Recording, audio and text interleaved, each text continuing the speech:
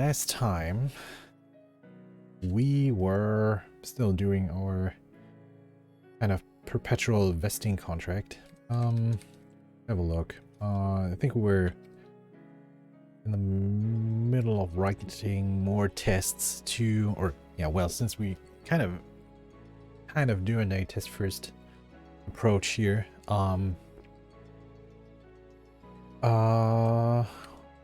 Or well, not actually. Or yeah, well, kind of test first. We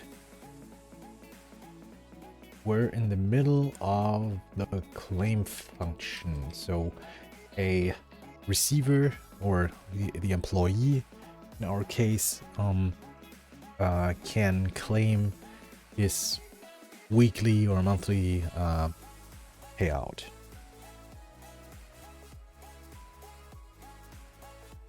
So let's have a look at the contract.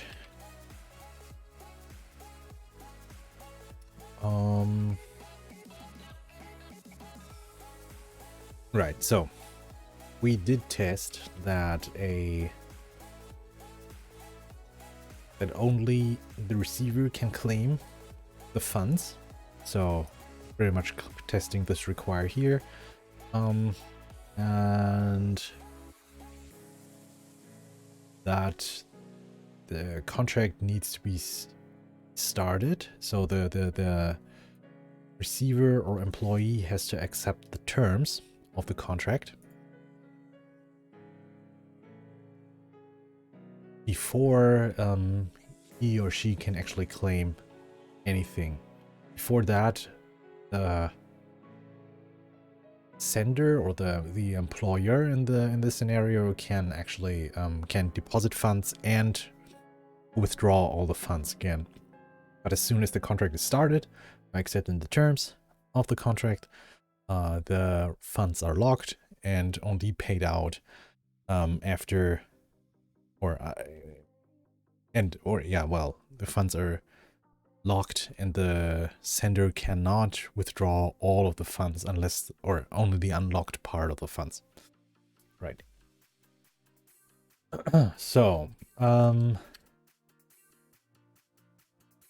we actually need to test that there is nothing to claim, because we don't have actually implemented that claimable function yet. This returns 0 for now. We need to, or we probably want to use this claimable function somehow in our claim right here. Yeah, right. Well, we're actually using it. So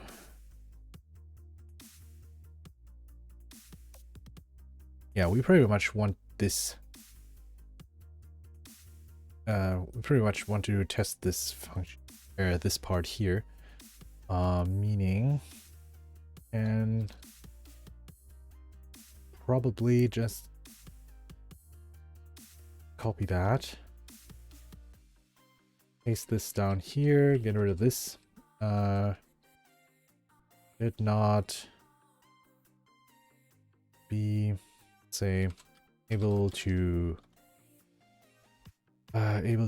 claim unless there is something claimable.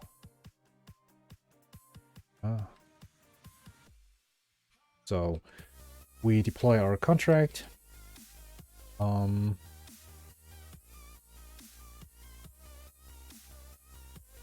We need to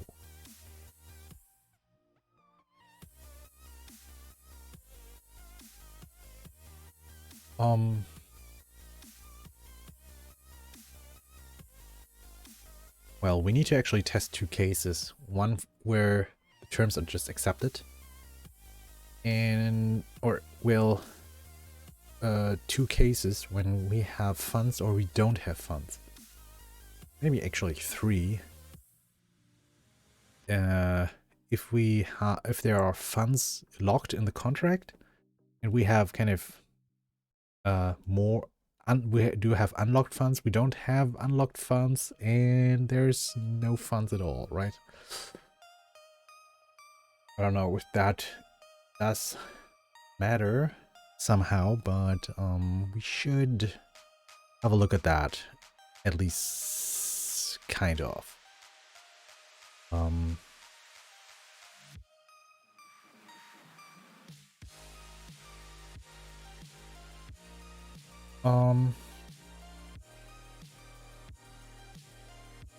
okay. Meaning, we need to accept the terms of the contract. We did that up here. Let's just yank that. Down here, we accept the terms. So the other account, which is the receiver, accept the terms of the contract. And if we do a claim, we should pass these two requirements here, and the claimable should return 0, and we get another error saying nothing to claim. Nothing to claim. Right, let's test this. PX test. That does pass. All right.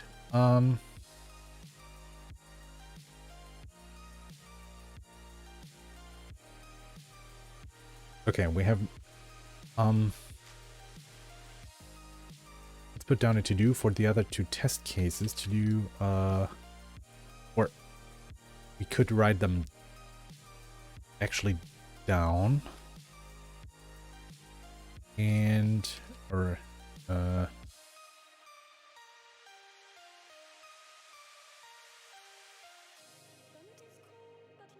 unless there's something claimable, no funds.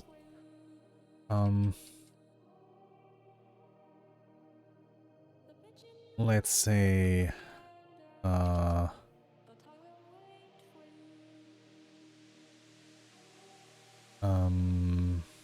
all funds locked, and the last one that is, well, I think without any additional comment, put a to-do in here,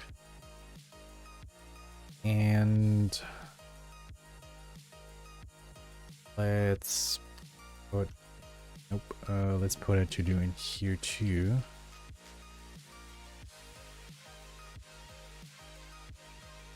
So, should we implement that first?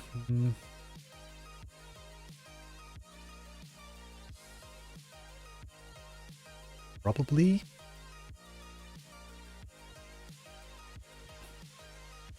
So let's say, or let's have a look. We get 1 ETH per week, and 2 periods are locked. So 2 weeks are locked. Right. Let's say we send the receiver, the employer sends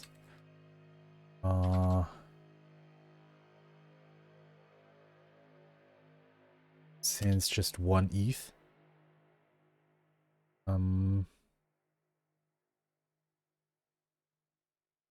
What's that? Ethers.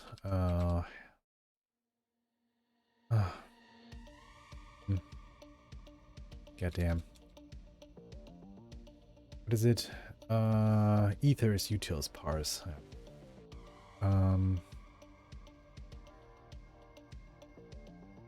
Utils parse ether 1. So we send 1 ETH.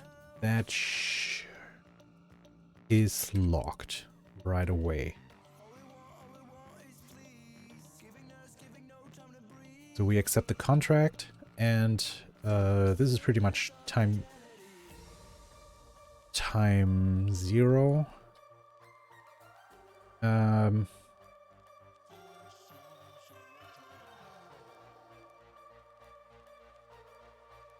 We should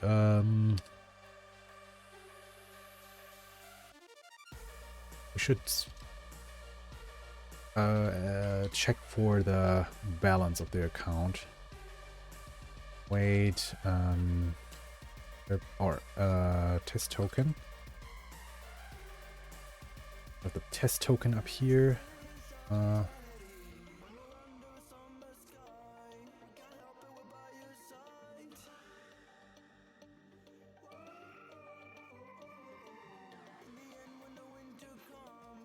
Test token balance of, and we need the owner account.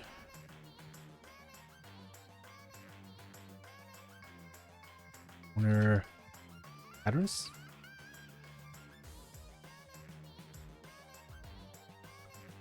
So, and that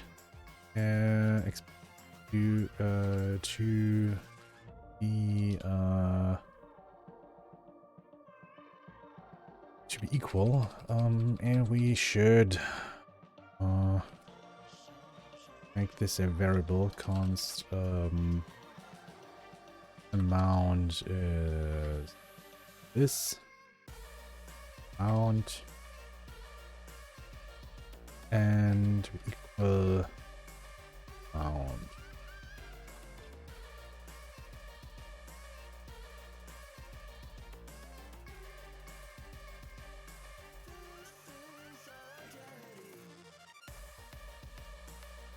Okay, so, and that should work. Let's check it. Run the tests once. That doesn't work. Why?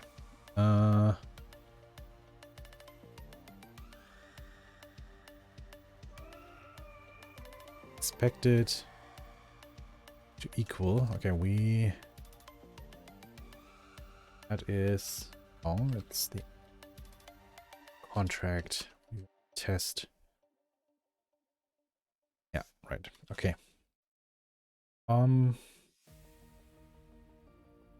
Okay, in here we pretty much want to do the same thing.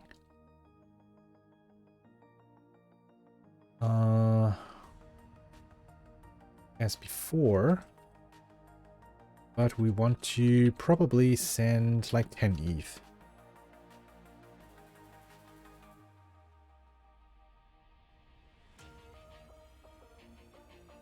Right, and that should also work. Right. Okay.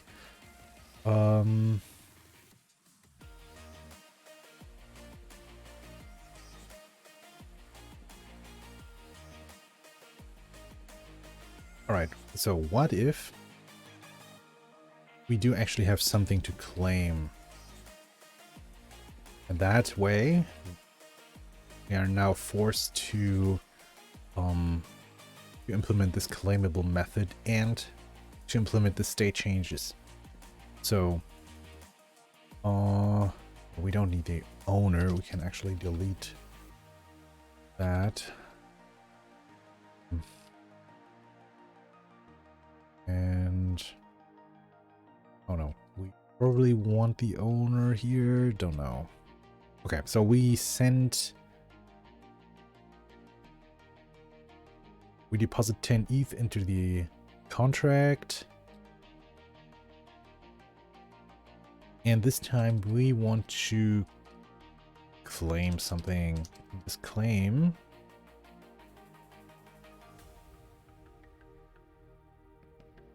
should, or, well, we need to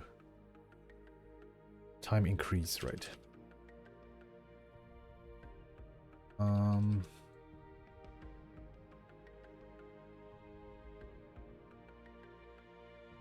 With the length of our period, so a week, and we say wait time helper. Was it helper time? Time increase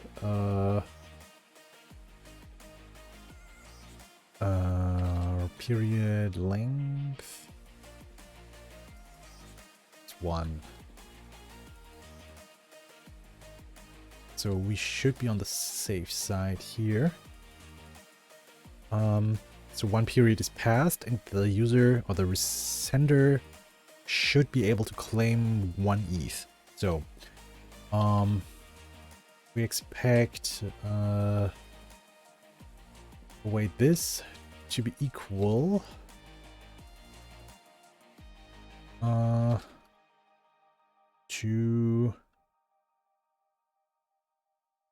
2. What else do we have here? Period amount, right? So that is period amount. Test that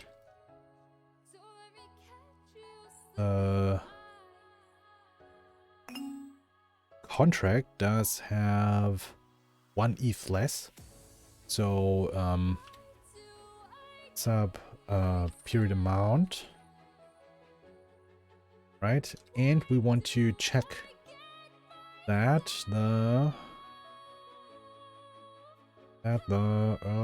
other account, so the receiver does have 1 ETH now. So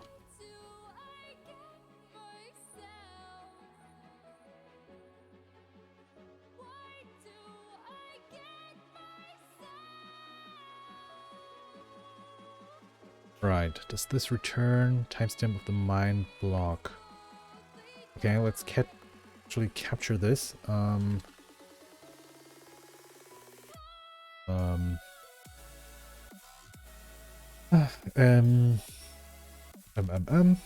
Variable names. Always hard. Check something. Okay. So, const await.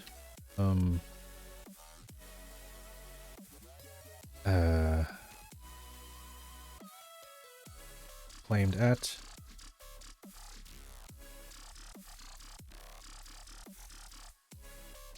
Or is it actually? Ooh, that might be wrong. Because we.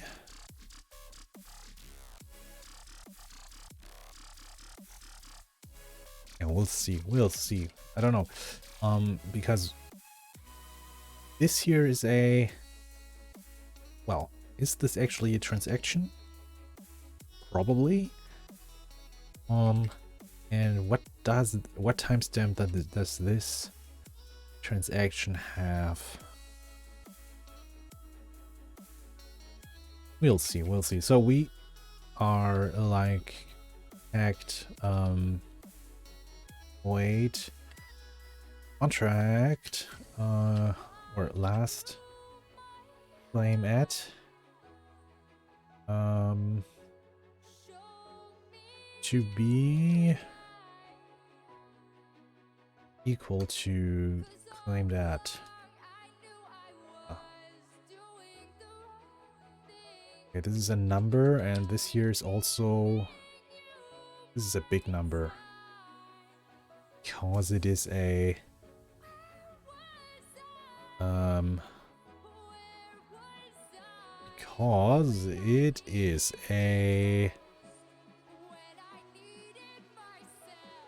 claimed at, or last claim at is a uint. That's far larger than a number, so that is probably a problem. How do we get a big number, or a big number like? No, it's a big number. Ethers, utils.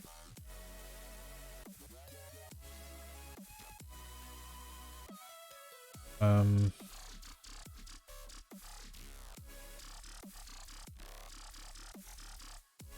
um, um. What can we do? What can we do? Um,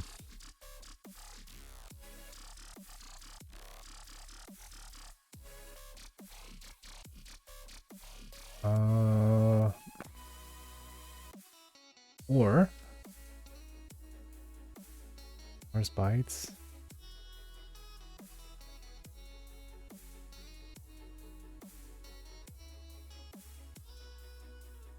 I mean, how does actually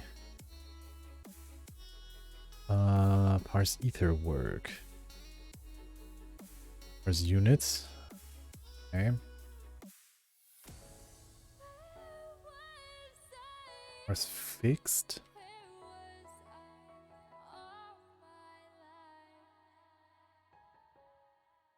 I'm just wondering, is there some helper we can use? Probably this parse fixed here.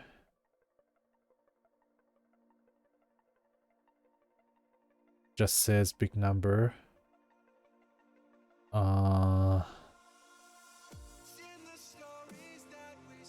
We could use that directly, but let's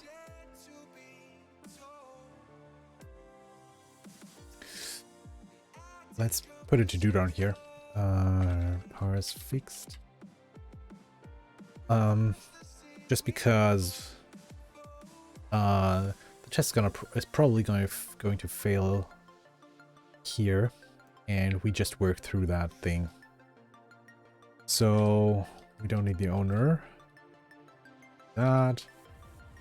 So let's see. Does the test actually fail? Yes, it does. And it says reverted with reason, nothing to claim, because, well, there is no code that does the actual claiming. Right. So we need to figure out what or how much we can actually claim by.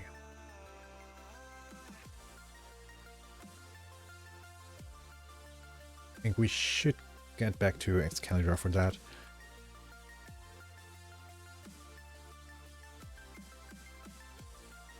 Just to actually get this right. So we do have our timeline. That is kind of fucked right now because wait, no, that okay, and we care about start at. This is start at.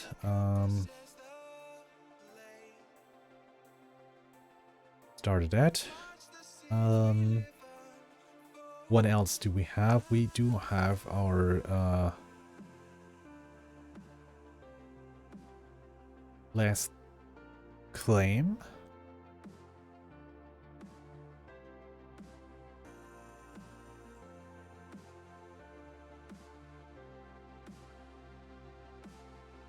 What else do we have?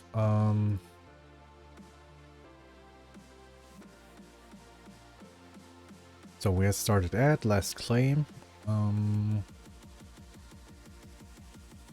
We do care about the period length and the locked periods. So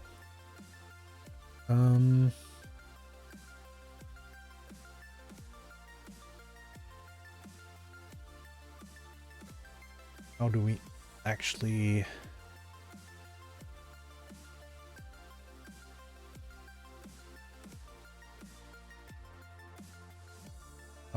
write that down? So let's take a box.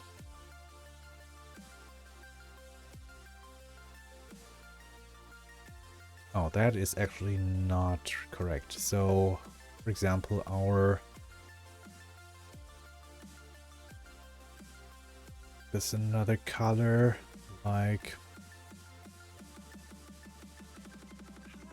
Let's make this red. So, we do have... This is our first period.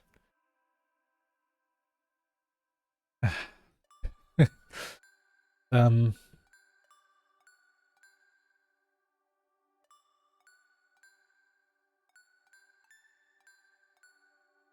And oh yeah, we actually do have another locked period. Do we care about the locked periods? Probably not. As the receiver of the contract, we don't care about the locked funds. Or we do only care implicitly. Okay, so so we pretty much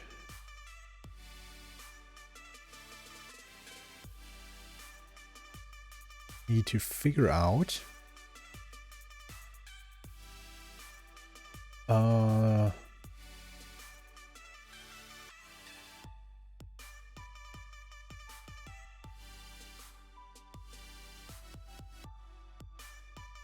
we need to figure out this point in time, or do we? Or well, somehow. But do we need the exact point?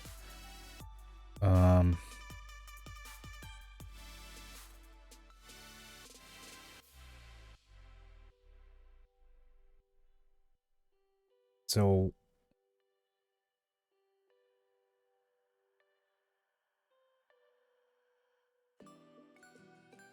what we need to do is we divide, or we find this. So we find, or oh, let's get that. So we find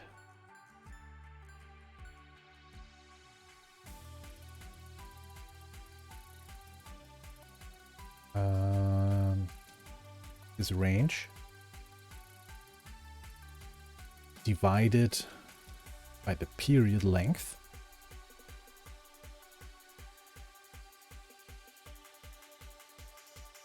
which gives us the amount of periods that were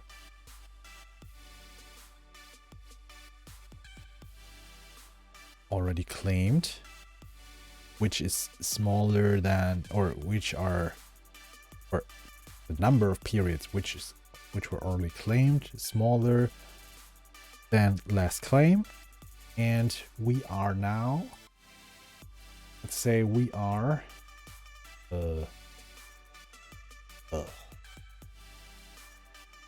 this guy here. We are now here, or if we are here, we cannot claim anything. Okay, why can't you do this guy here? So if we're here, we cannot claim anything.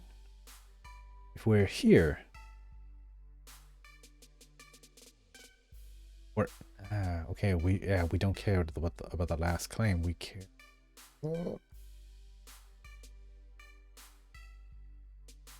Or well, we do. We find the number. By finding this range, we find the amount of periods that were already claimed, and we do pretty much the same thing for this guy here, and then we find the amount or the number of periods that have not, or all of the periods, and this number, or this number minus this number here, so pretty much 2 minus 1 here in this case, is the amount of periods we can pay out, right? Yeah, that should work. All right, so let's go and do this. So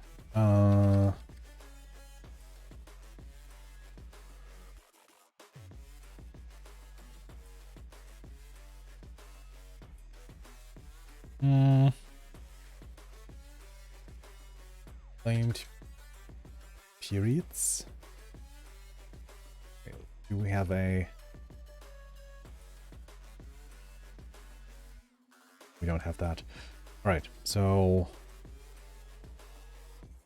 claimed periods is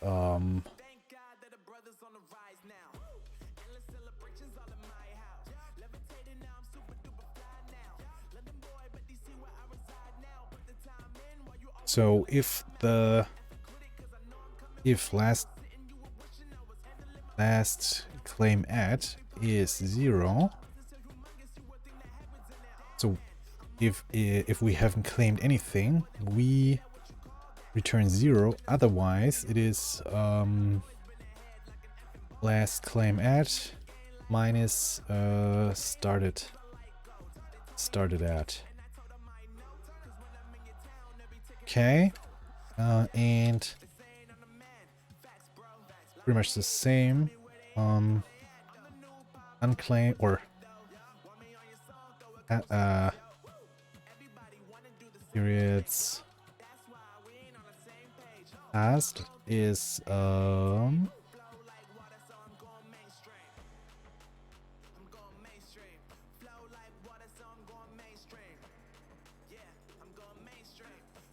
the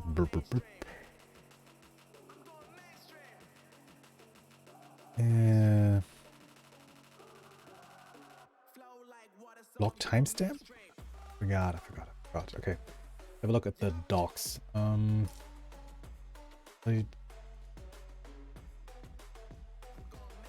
Full timestamp.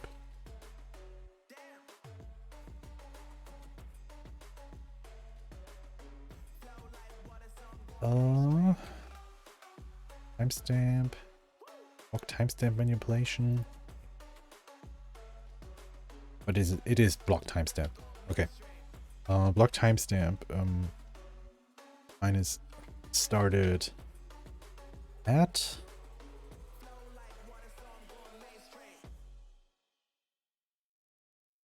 So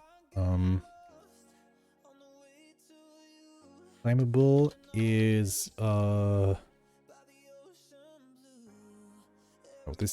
those are not the periods. Let's claim at. This is wrong.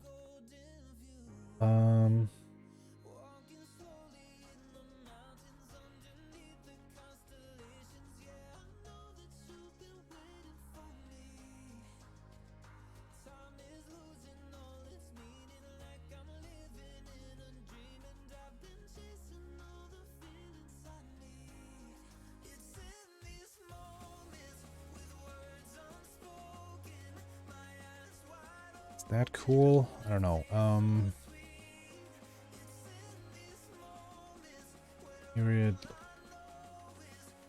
Period length, right? And pretty much the same. Or yeah, we can skip that.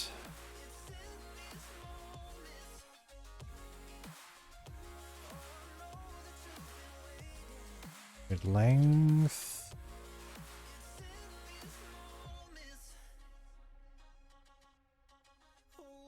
And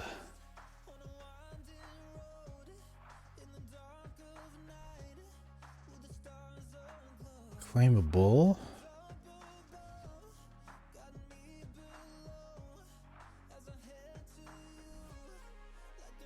is periods past minus claim periods, or claimable periods, right? And the actual claimable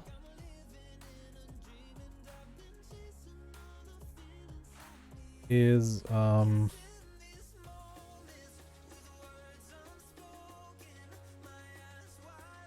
periods times period amount. That should pretty much it, right? So we find the periods that were already claimed, find the number of periods that have passed. We get the diff and we multiply that by the amount. We pay out each period, and that is the amount, or that is the amount of claimable funds. Right. Right. Let's have a look at our awesome drawing again. So that is the, or this is the claim periods. This here's all periods that have passed.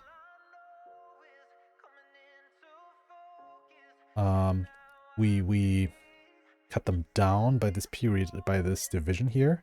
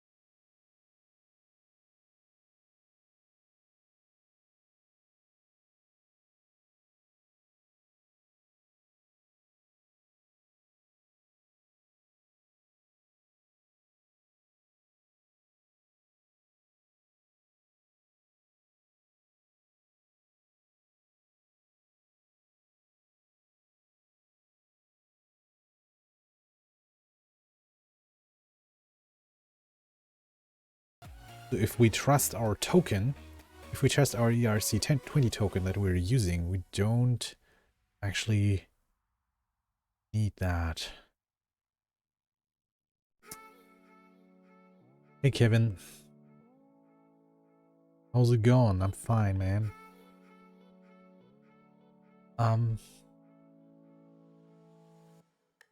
So I'm not sure if we actually want that thing, but we should track the claimed all time. So let's say claimed all time is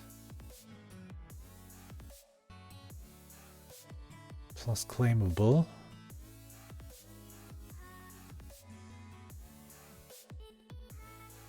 Period length, those do not change.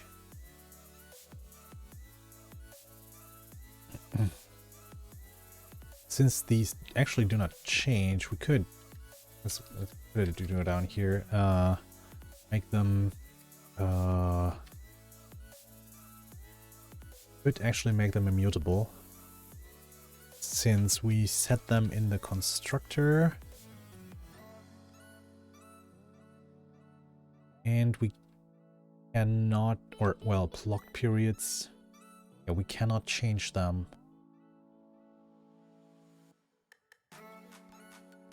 Yeah, but that is optimizations we can do at the end. So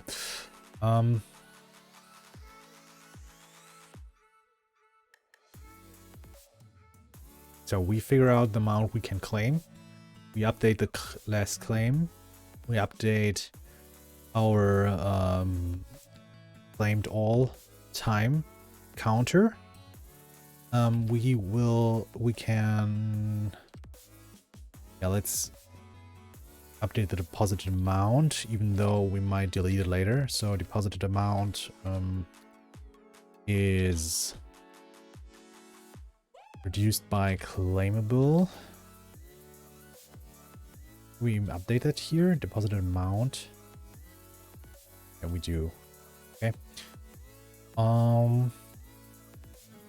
So, and that should be it. We did update all our state variables. After that, we can do the transfer in case the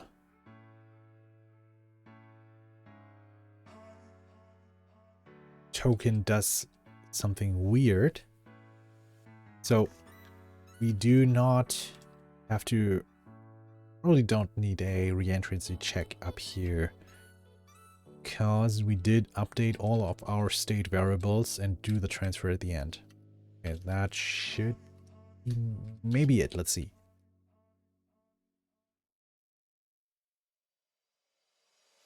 Yeah, of course not. So reverted with reason, nothing to claim.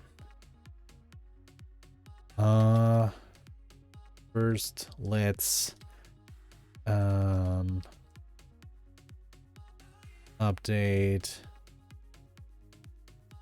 all of this here. So should claim claim first.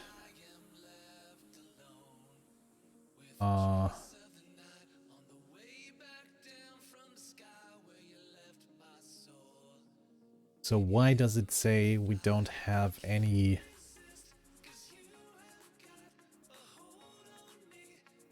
Or why is there nothing to claim here?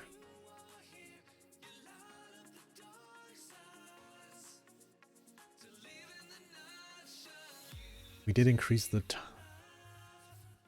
time.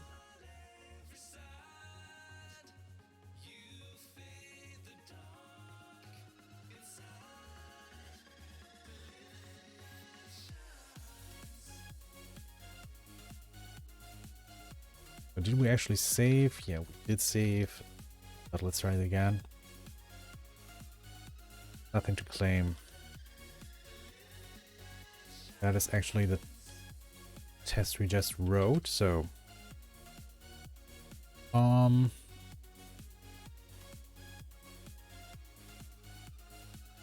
so let's say, let's see, let's actually call the claimable function.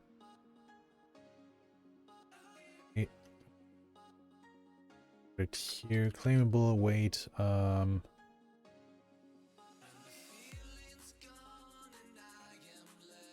the vesting contract, claimable,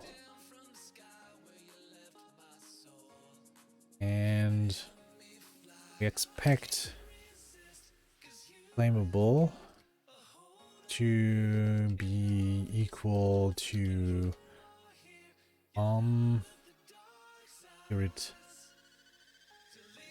period amount. Let's see.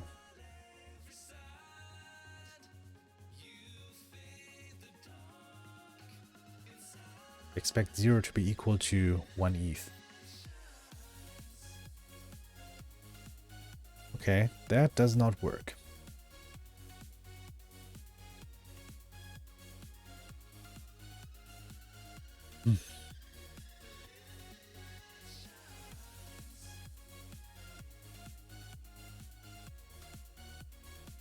So let's say, is there something wrong with our logic here? So last claim at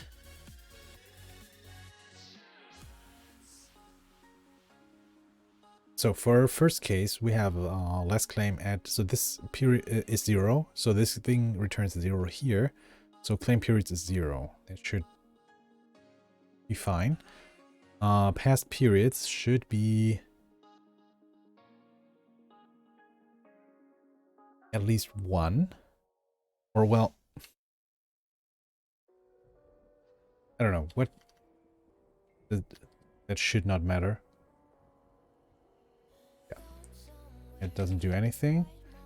Right? So...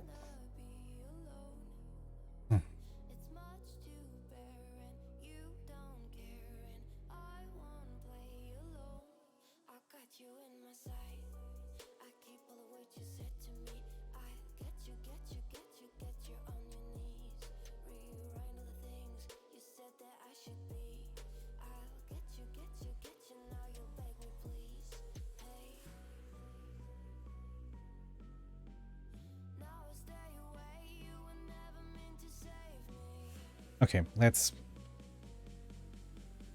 just check here. Claim periods. We have integers here all around, so let's just return that. See that, what does the test return here? That should be 0. That's fine. Okay, so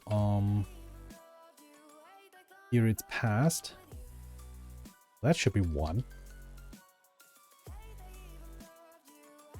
That is actually 1. This is fine. All right.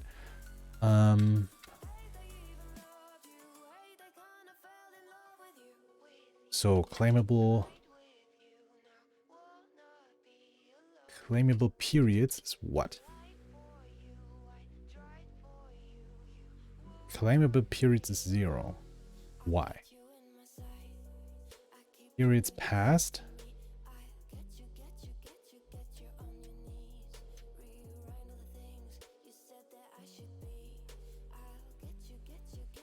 Or wait.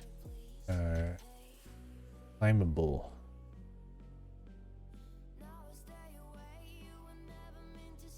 Okay.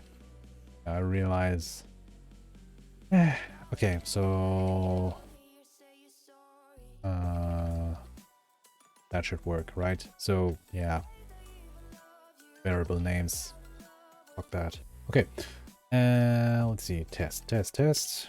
Run the test.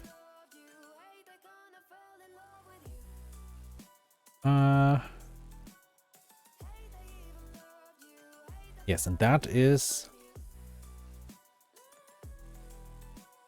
actually what? Where do we fail? Timers. That is probably the 303.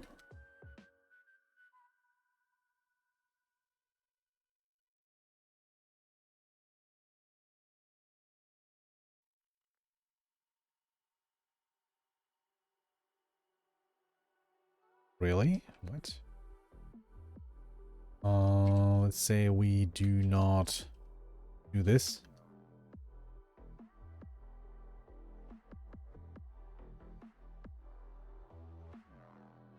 Input value cannot be normalized to a big int.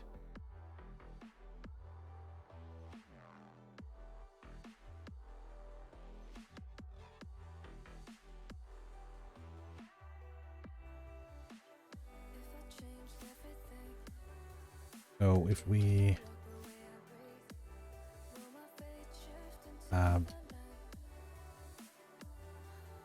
see, that works. And this is what I meant with oh, that actually worked. Oh, that is interesting.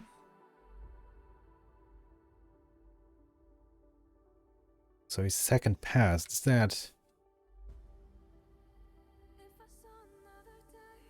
by design or is it luck? 750, 753.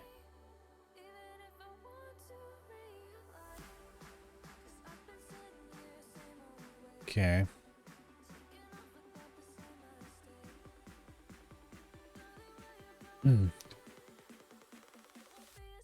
But we probably should not test that.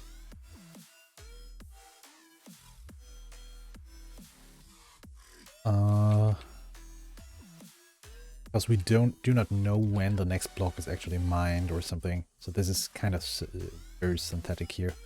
So what's actually wrong with this thing? The equal period amount. I mean, that works down here, right?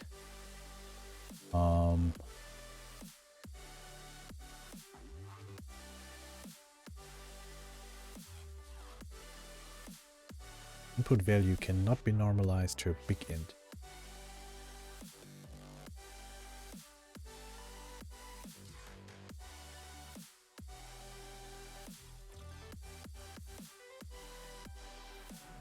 Ah, okay, because it's a transaction. It's not actually a transaction and not a. Yeah. So the result here is probably a. Yeah, it's a contract transaction, while something like claimable here is a big number. Right. So how do we get the... How do we get... Can we actually do that?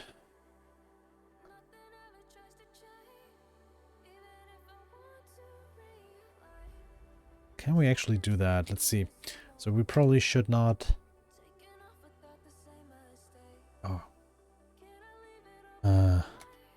Okay, let's just test that out here. All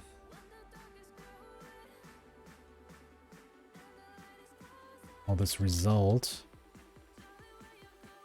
Let's say a result.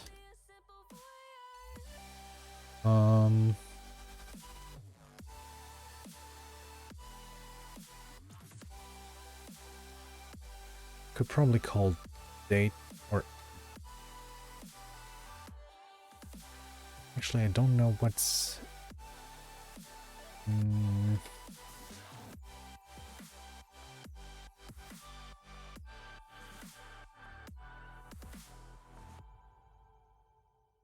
Okay, so the question is, where in the transaction is actually the return data? Not sure if that is data. I mean, this thing here prints the transaction. It'd be fairly easy to see the result. Or what do we return? We return 1 ETH, right? That should be fairly easy to But yes.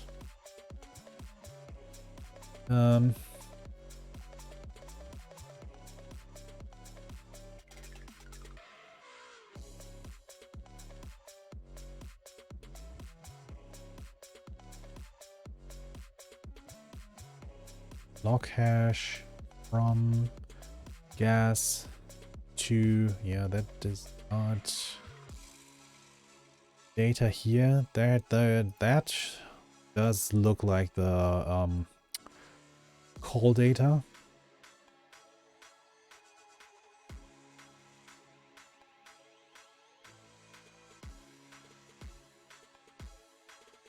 Yeah, I guess we can't actually. Nah. Okay. Yeah, we don't need that.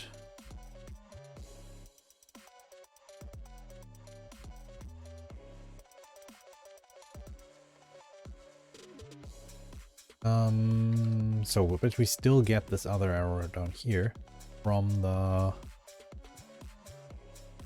claimed ad. So we probably should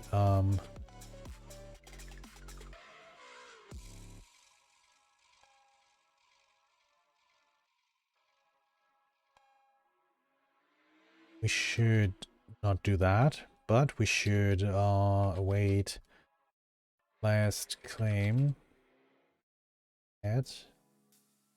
Oop, wrong await contract last claim ad. But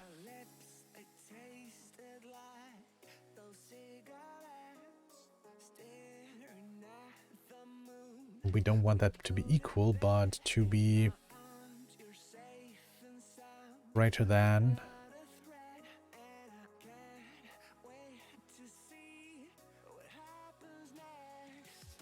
And apparently we don't need to convert that into a big integer. Let's see if that works.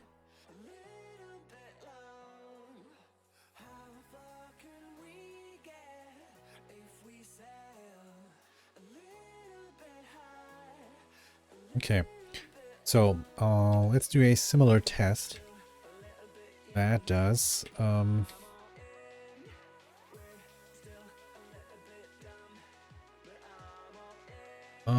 let's say, so we essentially did that, where our last claim is or it's pretty much not existent. Let's say that's, yeah, well, so that, because it's 0. So let's say we did claim before here, so we need to test.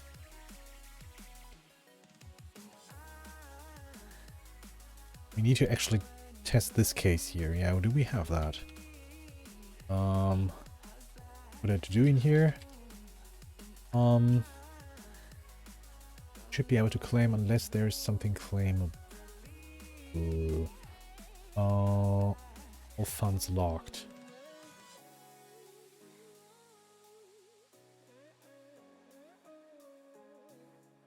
Okay, so we have a case where we don't have any funds. We do have a case where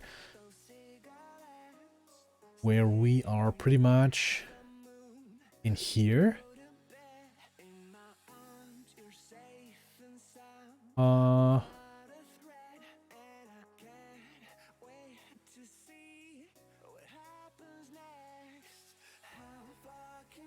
So we need a case where we claimed first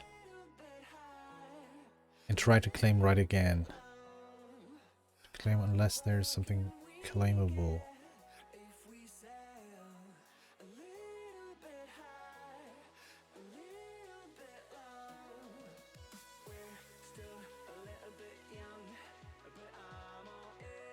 Ah, okay, so this case here is actually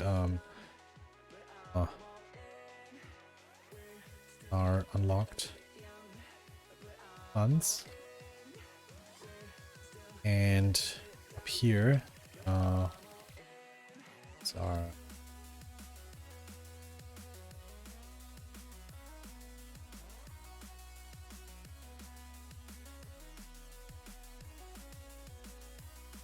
So,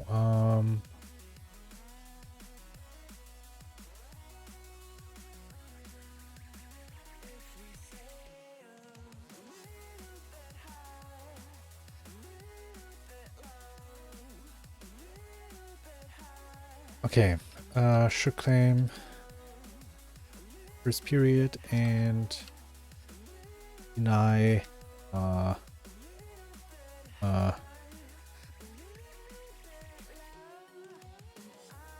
immediate second claim.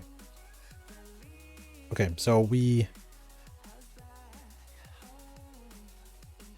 do all of this here,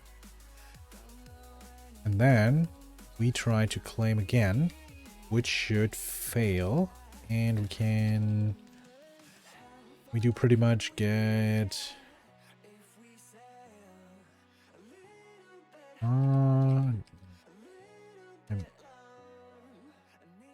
copied this, so we started the second claim.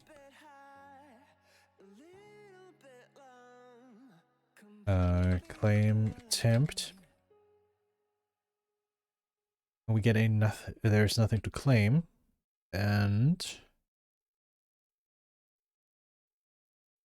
the amount.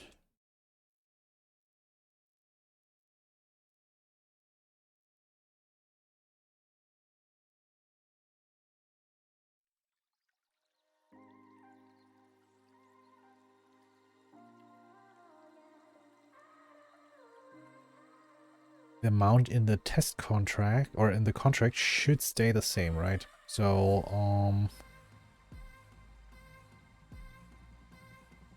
pretty much this year. So let's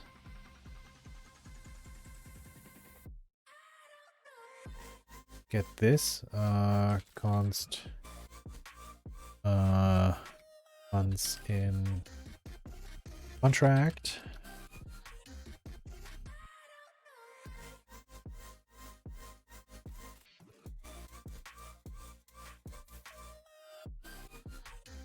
Put that in here, funds in contract, and that should be the same here.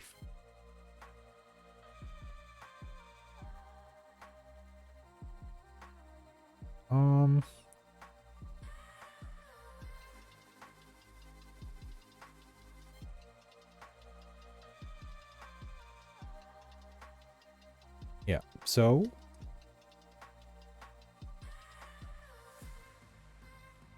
still fine. Okay. Okay, so what if we actually do have a second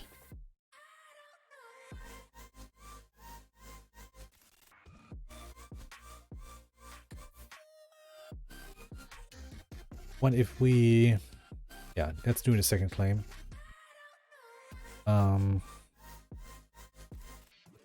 Or should claim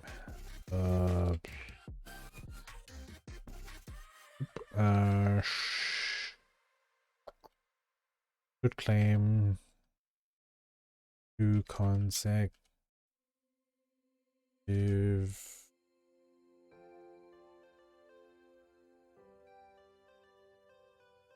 Right, so second claim.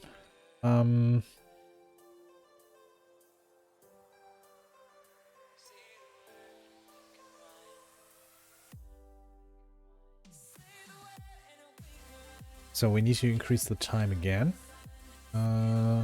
Here.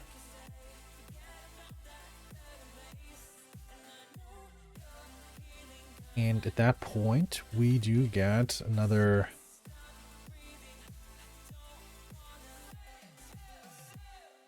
event. And the amount of tokens, or well, we pretty much need to do this here again.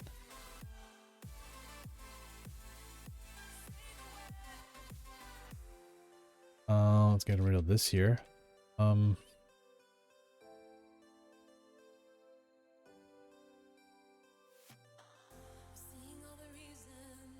So this should be multiplied by 2, right? That should be fine. Okay, funds and contract. You'd subtract another period amount from that. That should be fine too. And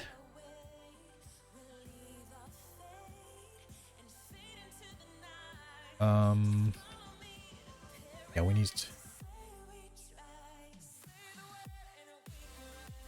to get that again, right?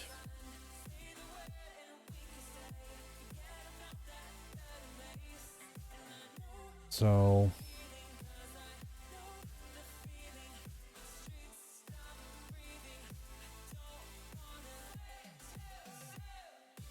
nope, not correct. We want that.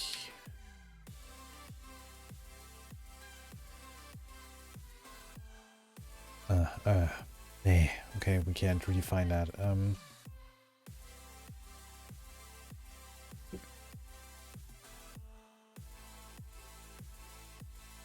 Let's say, I don't like that. We could do, maybe should refactor this later on. But let's see what, if that still works. Yeah, that works fine. So, okay, so we do actually get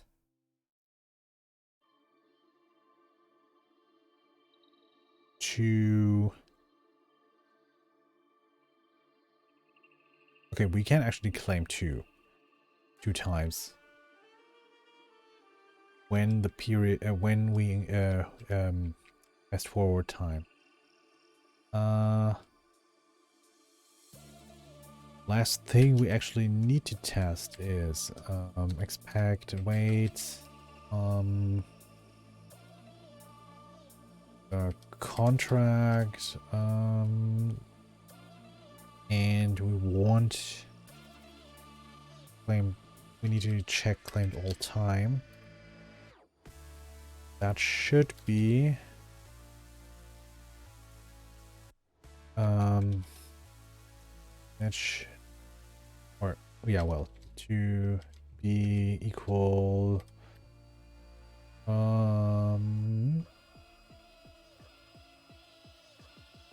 period amount multiplied by 2,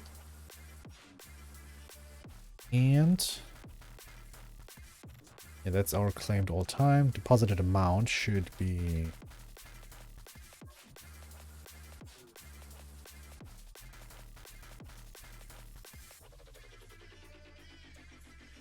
deposited amount should be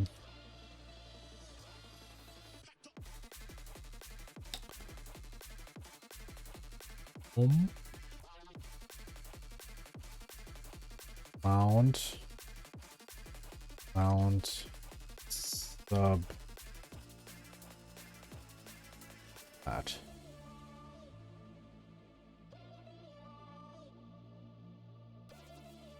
Okay.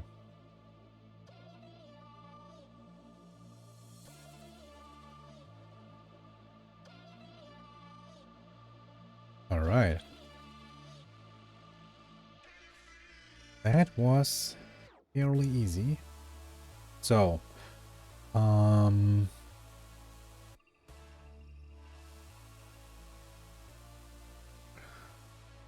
let's see, did we test the withdrawal? We should probably test the withdrawal. Or, well, we need to, okay. We need to check whether or not we can claim multiple periods at once. So, let's do that. Or we check the withdrawal. So, we don't care about the second attempt here. Should claim. Should claim. multiple periods.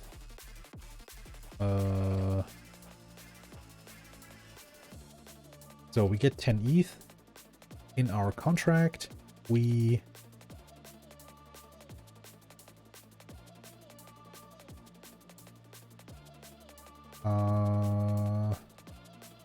increase time by period length. What is period length? Period length is a number. So let's multiply this by 3. For example. Now let's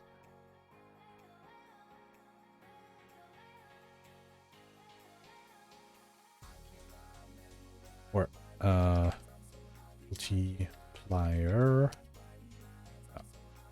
So months contract should be period amount multiplied by multiplier.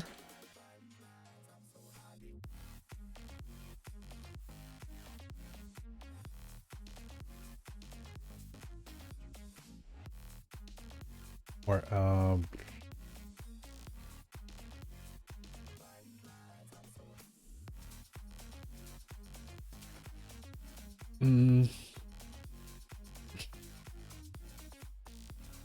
and to be claimed is period amount multiply fire. So to be claimed, actually to be claimed here, we do claim that, and to be claimed here, the balance of other account is also to be claimed, and months in contract fine. Oh, that is also okay. All right. See.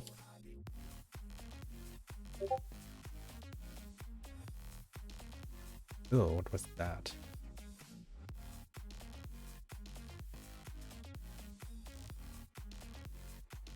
Something actually pinged me.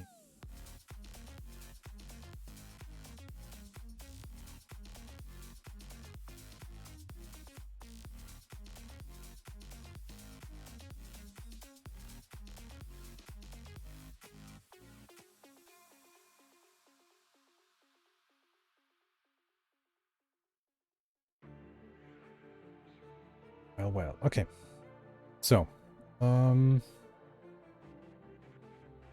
check something else here.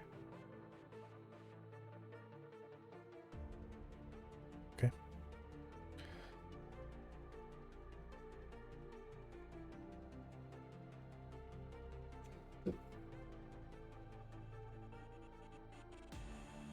All right. So,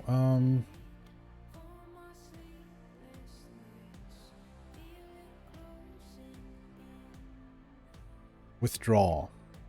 Withdraw. Okay, we have the withdraw function here, which is kind of looks kind of messy.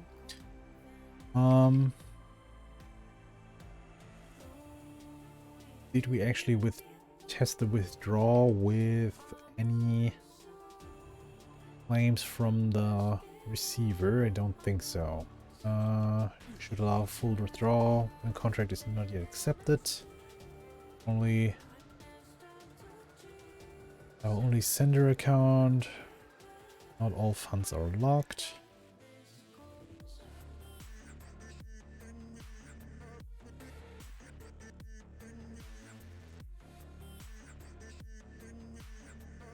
Partial withdraw after some time. Yeah.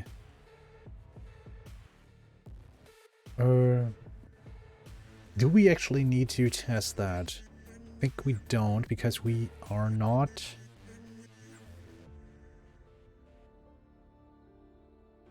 Or, well, why does the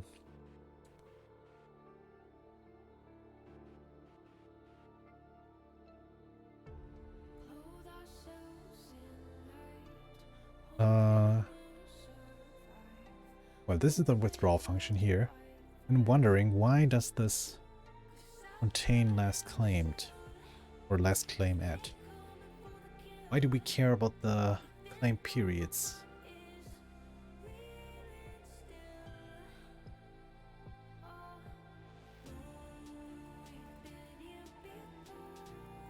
So period diff.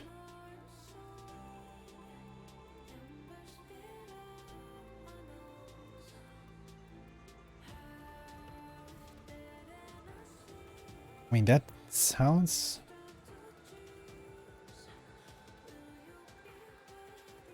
kind of wrong. I mean,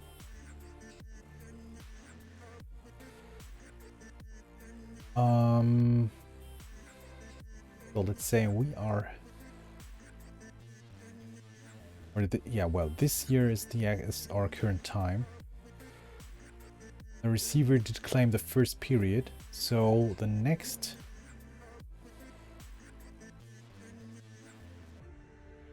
two periods here should be locked.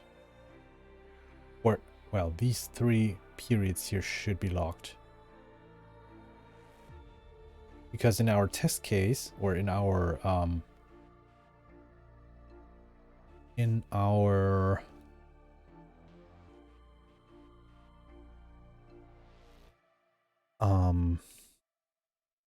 test scenario, we lock 2 weeks, and that should not depend on last claim. That should depend on this guy here. So our current time, meaning why is there no, or well, we do have block completed, or am I wrong? Why do we need that? Probably need that to figure out the actual amount we can withdraw, right?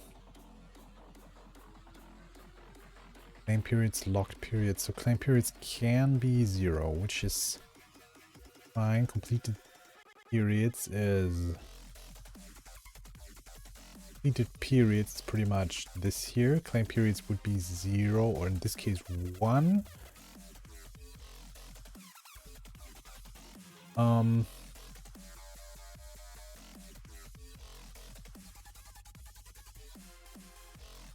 Locked periods is completed periods plus locked periods. Okay, so this is completed periods is pretty much also this here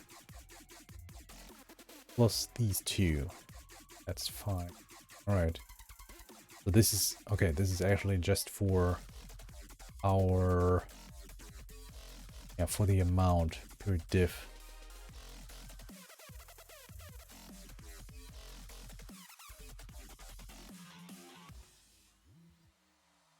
Okay, we should put this here in another function probably,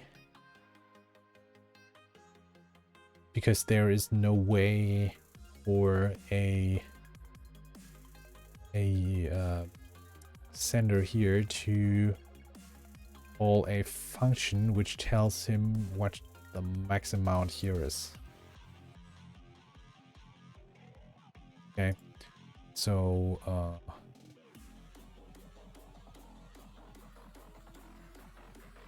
say to do move to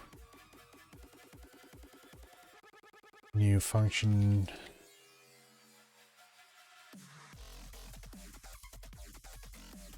with all ball.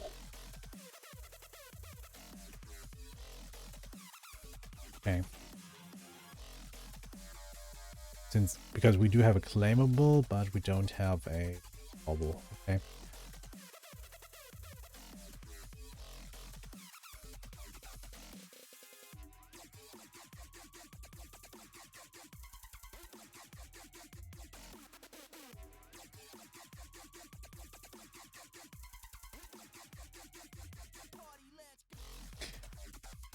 Right.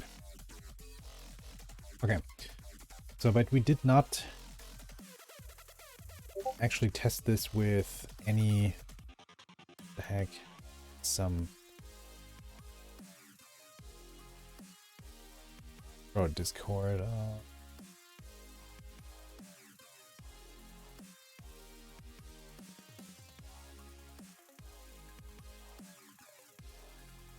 Okay. Do not allow withdrawal of locked funds after some time. So we did increase the, or we fast forward the time here. Let's make another one where we do actually withdraw. Should allow withdrawal of locked funds after... so the other account accepts the terms. We do...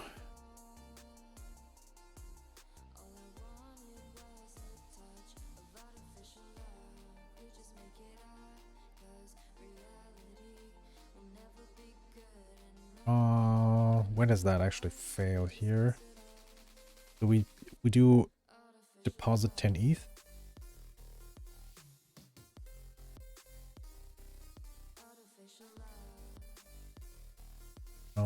Okay, so this...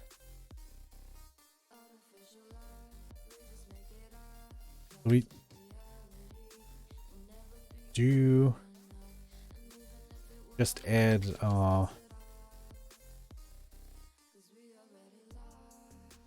claim here. Other account. Claim. That should not matter at all. Yeah.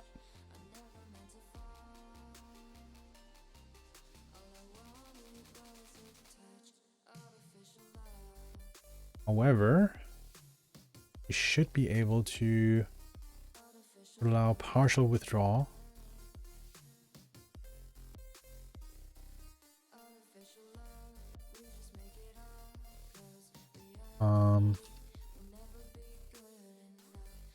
After... so we do actually only care, or for the most part only care about the time that has passed for our withdrawal function. So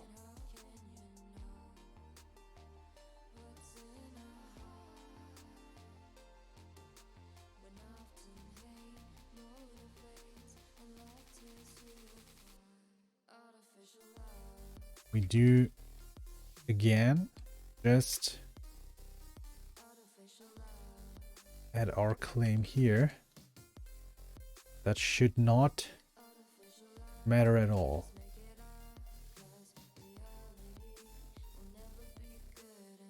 Okay, but it does.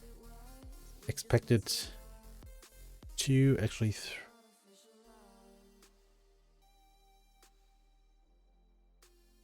why is that?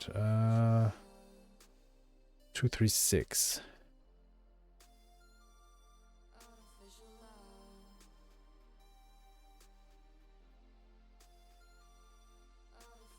So locked amount is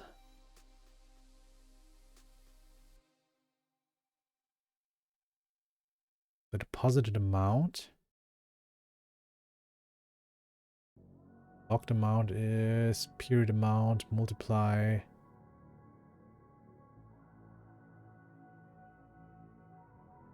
locked periods plus 1.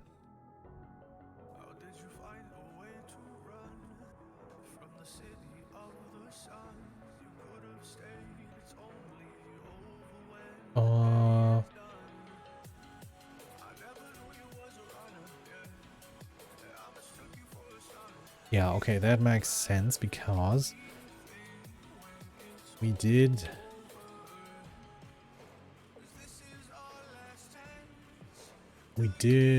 withdraw, or we claimed 1 period amount.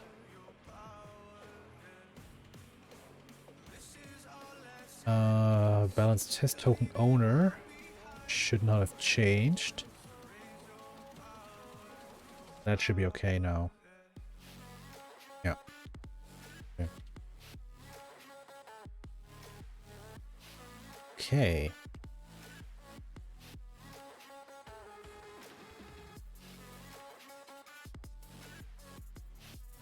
Alright. So, that works.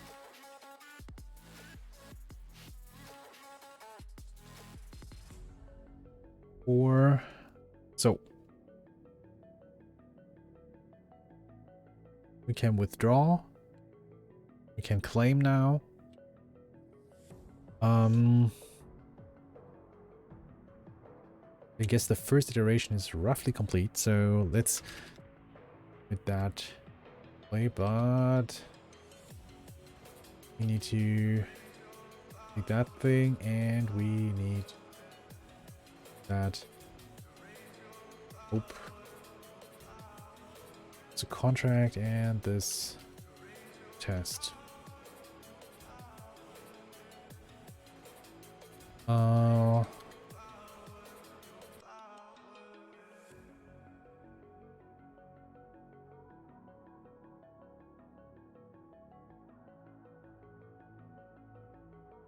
Test token.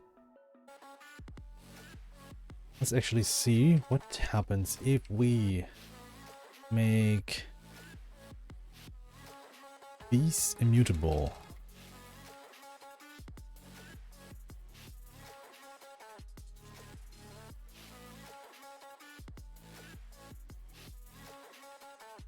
Nope. Okay.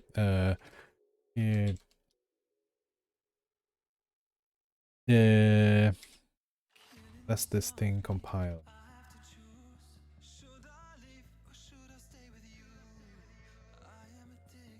Okay, and what about the tests?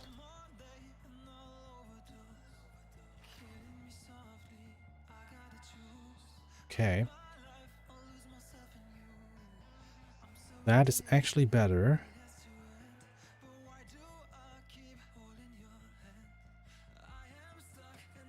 Since these three are now kind of baked into the contract. We might want to put them up here.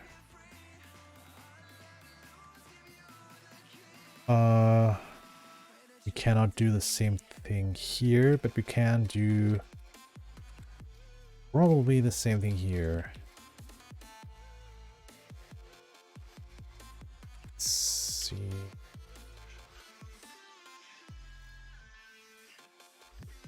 Pile worked, right?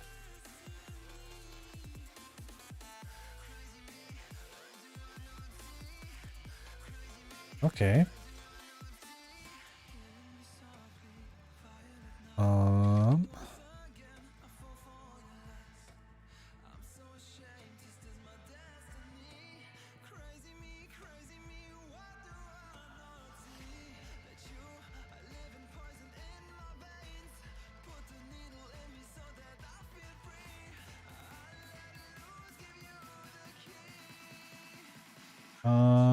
These three are actually not immutable, and these two aren't either. Okay.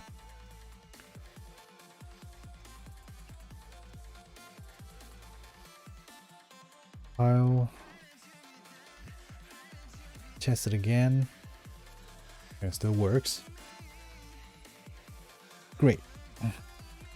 Theoretically, we could put this. Could make an address of this here.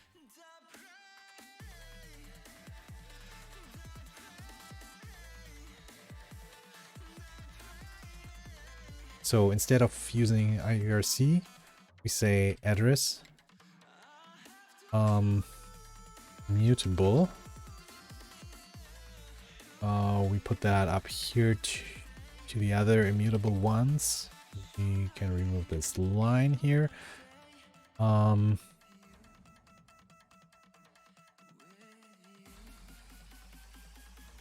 And we remove that. Remove that cost. But after that, we need to use IERC 20 here. So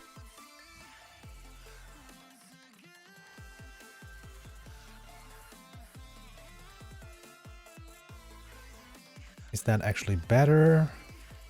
Probably not.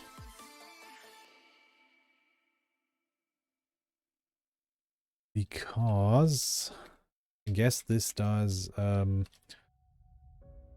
create more, well,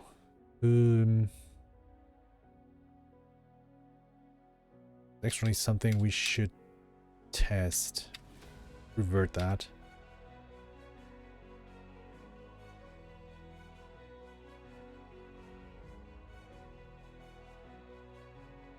File. Okay. So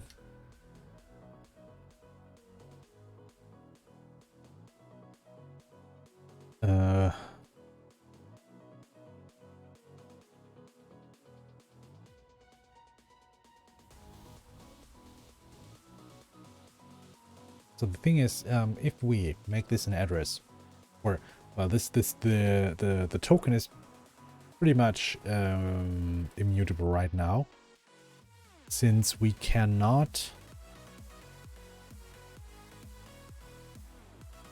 or since we don't have any method that does set the token besides the constructor here. However,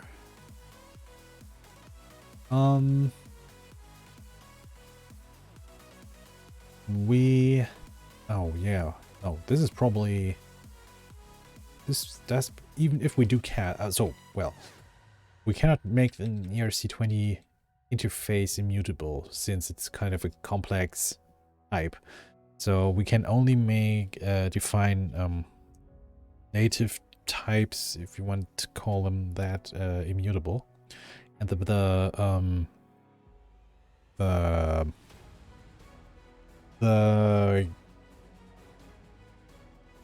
so why do you want to make something immutable? Because, well, it's actually immutable and it does save on gas, and it does not take up a storage slot. So these fields up here, these 5 fields here do actually take up storage. So this is slot 0, slot 1, 2, 3, 4. While these here are not taking up any storage. Instead, they are kind of baked into the contract.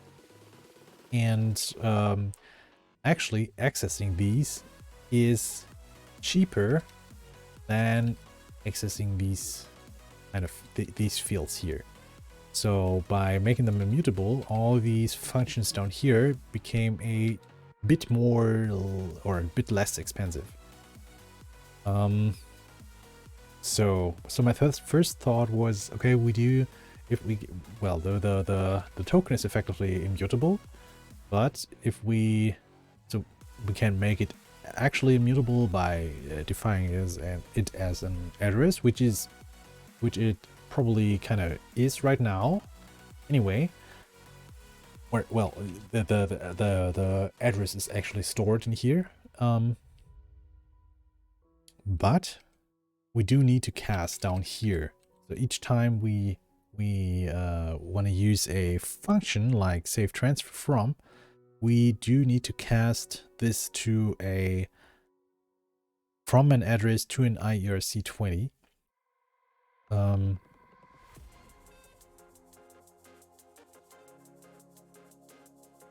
Question is, does that ever... Oh.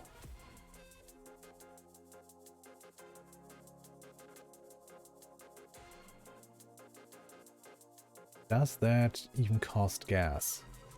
Does a cast even occur at runtime? Not sure. I would figure no. So if we make, so if we run our tests here with a gas report, I need to check hardhat gas report. How do we get the gas report?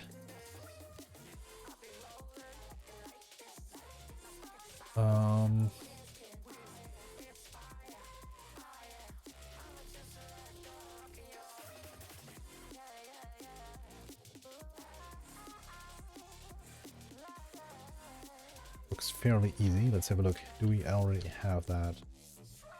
We don't. So let's get this.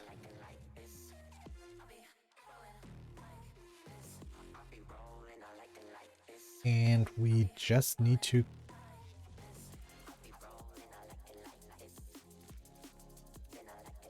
we pretty much only need to import that into our hardhat config. Hardhat.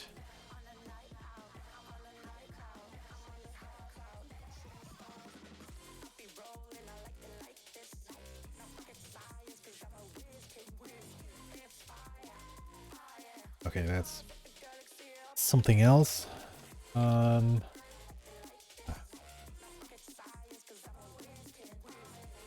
Table that.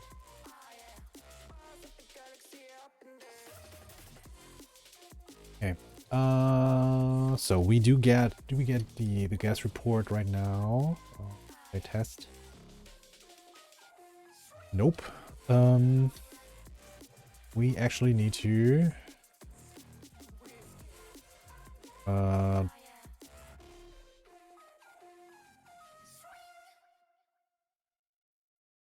the options include enabled key that lets you toggle. Where do we define that? Probably.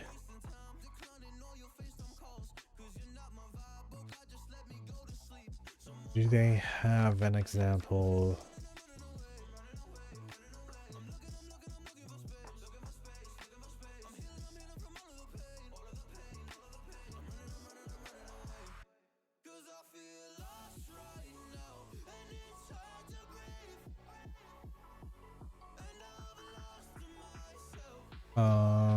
Hardhat config. We put that in here. I'm not sure right now. Gas report. Okay. So enables true. Let's see.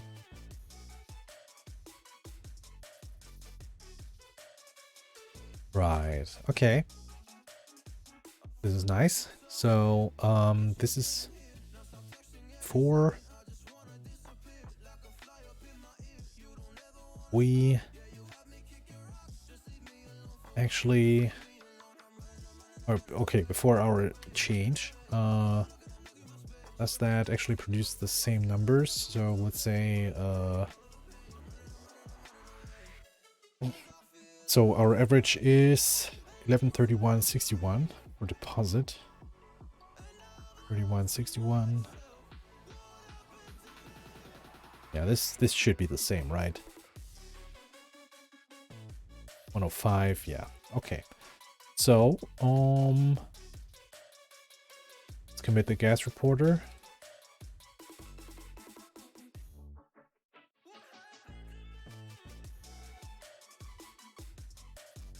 And let's actually change the token to an address. So down here, we don't need to cast. Let's say token. IERC 20. IERC 20. Nope.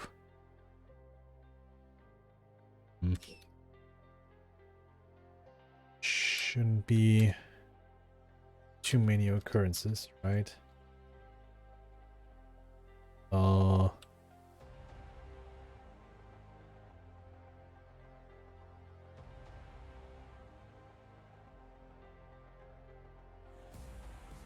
And okay, so that should compile.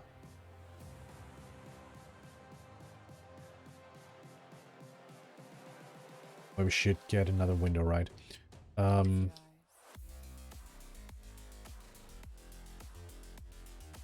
This is our original. Let's say we run our tests.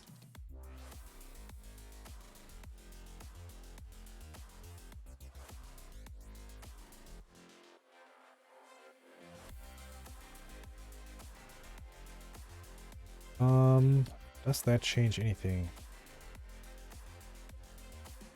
So our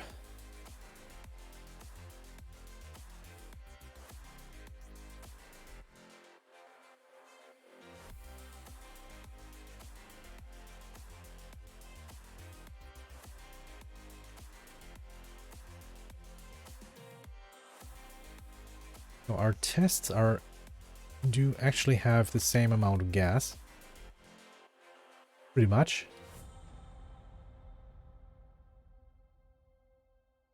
But our deployment just got a bit...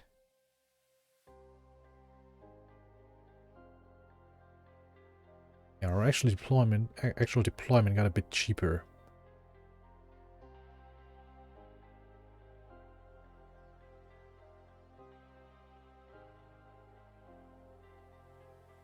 That's interesting. I would have figured that that should also stay the same.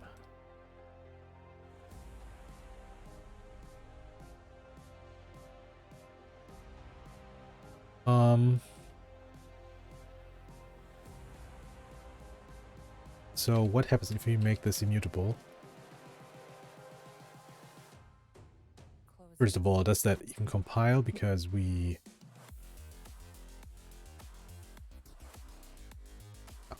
Okay, so let's run the tests.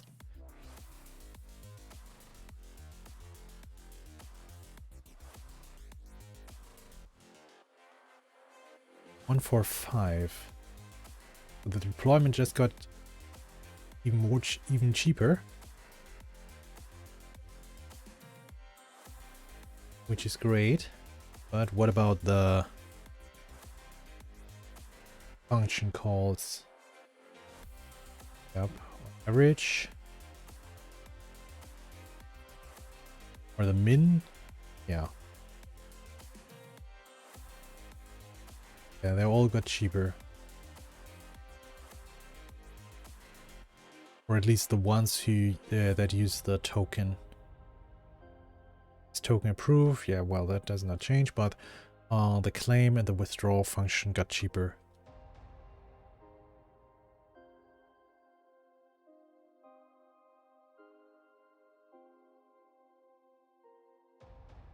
Okay, yeah.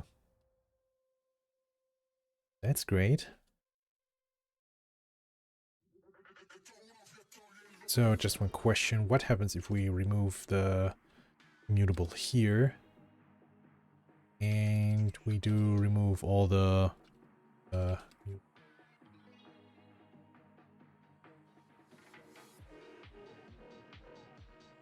here too.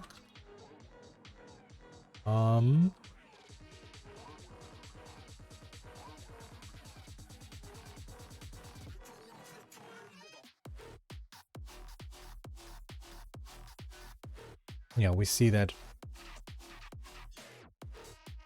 Yeah, I mean, so the minimum amount of gas we need to spend got a lot larger here on the claim. Withdraw just 2000.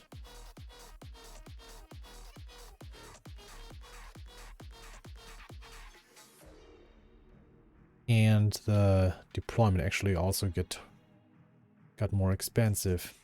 Okay. That's interesting. Okay.